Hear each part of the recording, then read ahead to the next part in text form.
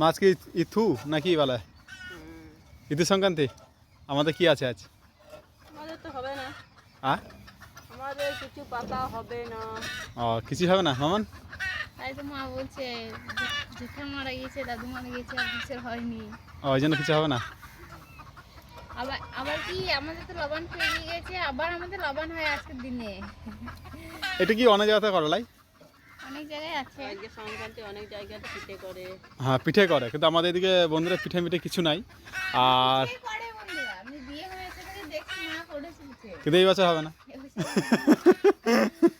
আর এমনিতে নবান ছোট লবান করবে নাকি আজকে? ওইটাই তো বলছি আমি কথাটা। হ্যাঁ, তো বন্ধুরা আজকে আমাদের ছোট লবান, মানে অনেকে করে আমাদের গ্রামে, মানে যে লবানে যে জিনিসগুলো মানে খায়, তো সেই জিনিসগুলো সব নিয়ে এলাম, মিষ্টি কলা এগুলো সব নিয়ে এলাম। তো দেখি, আর এমনিতে তো আজকে ঋতু